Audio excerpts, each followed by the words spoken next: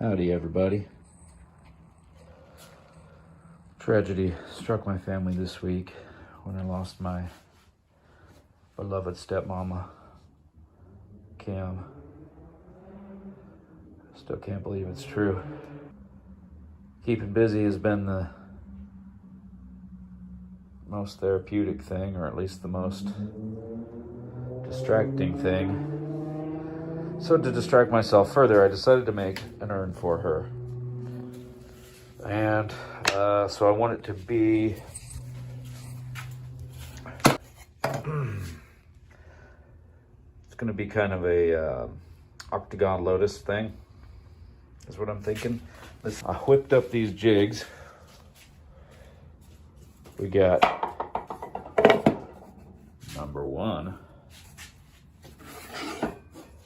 which is like this, or if I flip it over, you can see the angle cut on it too. And then we got jig number two, which basically broke my brain because they have to be opposites of each other, but in some angles, it's exactly the same. So that's why you gotta label your jigs, kiddies. So that fits in there like that. I am not going to run this through the table saw while holding my phone. That would be an unsafe choice.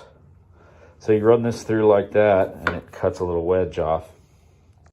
Then from there I switch from jig 1 to jig 2 to cut off this little wedge right here. And then you end up with this.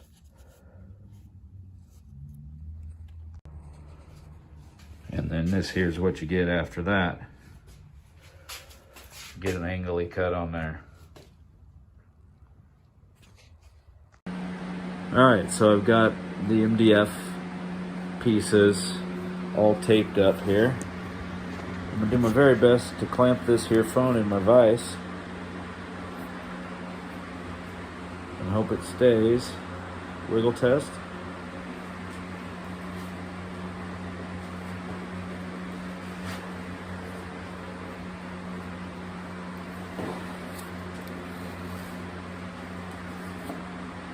An accordion marimba-like thing.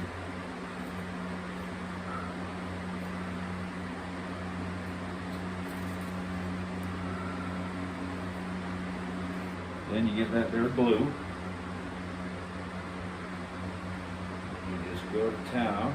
Luckily MDF's pretty thirsty, so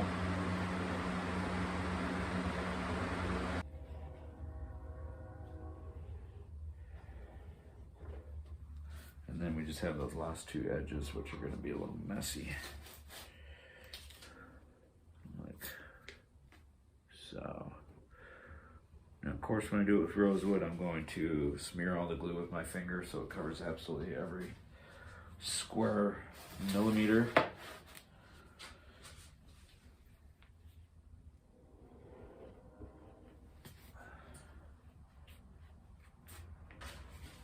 If you keep a wet rag handy, it makes up for some sloppiness. Good enough anyhow. Good enough for who it's for. Oh wait, that's for my stepmama. I'll best do a real good job.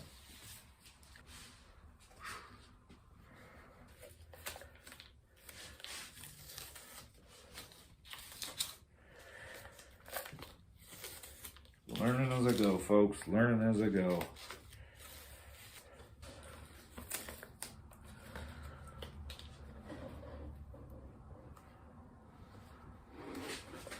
Oh, this thing's so cool.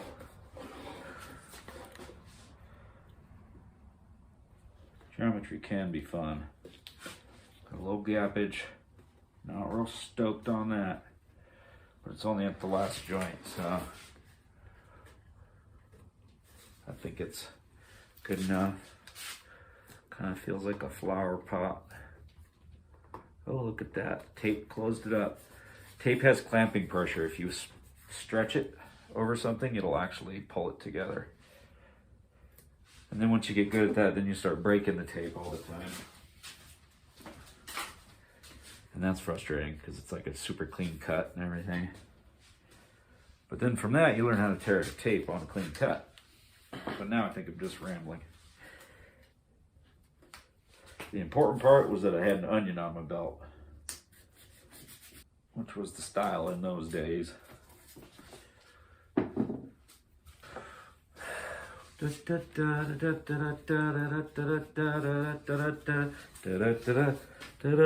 can see all the glue squeezing out in there. So I'm going to get in there with that wet rag, even though MDF and water are not friends. It's really a pretty crappy building material, but it's good for this throwaway kind of stuff. So all right, there's some gaps in between. I hope that shows up on the camera. I can't freaking tell. Anyway, it needs to be tightened up, and luckily the other part of my life involves a lot of TheraBand. So, roll the tape here. Use this to cinch this baby up. Like that, I think. Oh yeah, baby. I think this is gonna work.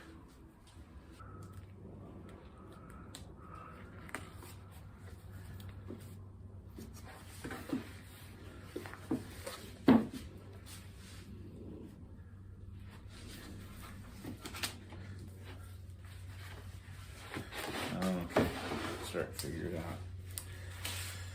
Here, here. Nope, I'm making it fall apart.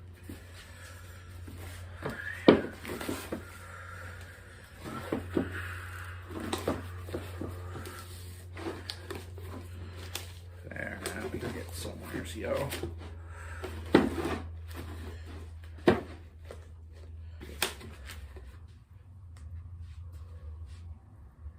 Maybe if I throw some clamps on there too. Here's an update on the urn project. As you can see, the shop is covered with lovely bloodwood dust everywhere. We decided to start calling it Blood Heart. I think that's a cooler name. There's the old prototype all glued up. Came out surprisingly good. But for some reason, I was about half a degree off when I cut the actual expensive wood. So I ended up having to recut them all at a new angle. Very slight difference here. Maybe a degree at the most, more like 3/4 of a degree. So that made everything smaller, and you know, in the realm of happy accidents, I decided to do some rosewood inserts in between.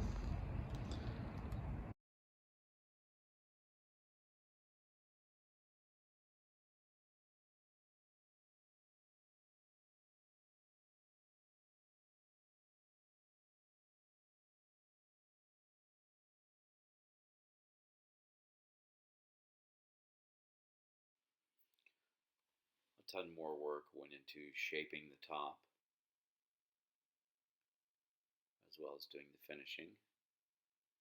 The black wood you're seeing there is ebony. And in future urns, I will integrate the ears that hold the retention stick into the sides, so it's completed out of one piece of wood. I didn't spend a ton of time refining the inside, but took the time to coat it in epoxy so that it is perfectly sealed. Overall, I'm very satisfied with how this project turned out, and I'm glad to channel the energy of the grief and loss into a project that can express some small part of my love for my stepmom. As a person, she was a force of nature, and she showed me such love and encouragement. Her love for me felt so genuine and unconditional. I never had a doubt in my mind how she felt about me, and I feel the same way about her, and I always will.